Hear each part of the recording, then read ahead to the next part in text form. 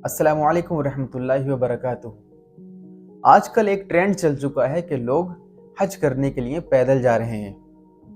पहले सुनने में आता था कि मर्द हजरात ही पैदल जा रहे हैं, लेकिन आज ये सुनने में आ रहा है कि एक औरत भी पैदल हज करने के लिए निकल चुकी हैं और उनको तकरीबन 3 हफ्ते से ज़्यादा हो चुके हैं।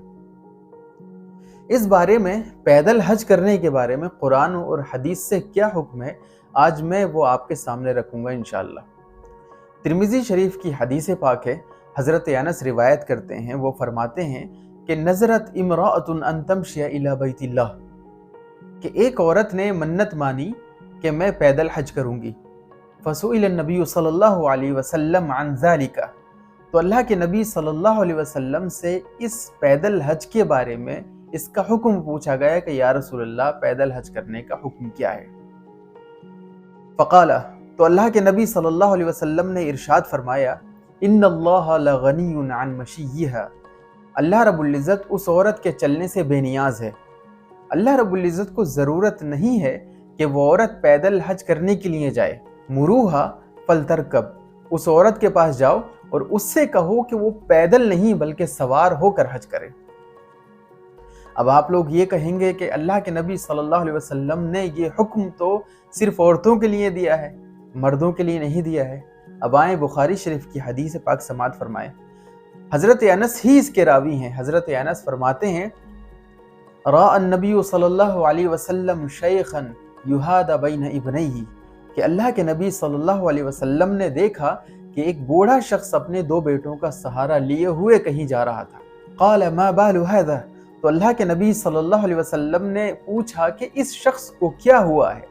क़ालू नज़र अन यमशिया, तो लोगों ने कहा कि या रसूल अल्लाह, इस शख्स ने पैदल हज करने की नज़र मानी है। क़ाल इन्नल्लाह अन ताज़ीबी हाज़ा नफ्सहु लगनियुन, तो अल्लाह के रसूल सल्लल्लाहु अलैहि वसल्लम ने इरशाद फरमाया कि अल्लाह रब्बुल इज़्ज़त इस तरह की मुश्किलों से बेनियाज है, उसे इस तरह की बंदों की मुश्किलें नहीं चाहिए। व अमरहु अन यरकबा, उसके बाद अल्लाह के रसूल सल्लल्लाहु अलैहि वसल्लम ने उस शख्स को हुक्म दिया कि वो सवार होकर हज करने जाए।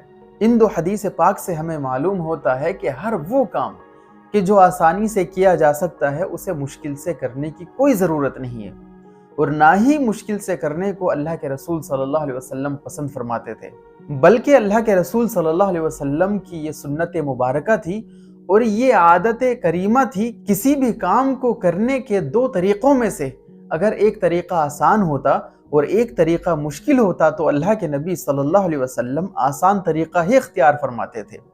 हज़रत आयशा रिवायत करती हैं, बुखारी शरीफ की हदीस पाक है कि मा खुय्यिर रसूलुल्लाह सल्लल्लाहु अलैहि वसल्लम बैन अमरैन क़त्तु इल्ला अख़ज़ अयसरहुमा मा लम यकुन इस्मन, कि अल्लाह के नबी सल्लल्लाहु अलैहि वसल्लम के सामने किसी काम के करने के जब भी 2 तरीक़े दरपेश हुए, उनमें से पहला तरीक़ा आसान होता और दूसरा तरीक़ा मुश्किल होता, तो अल्लाह के नबी सल्लल्लाहु अलैहि वसल्लम आसान तरीक़ा ही इख्तियार फरमाते थे, जब तक कि उस आसान तरीक़े में कोई गुनाह ना होता।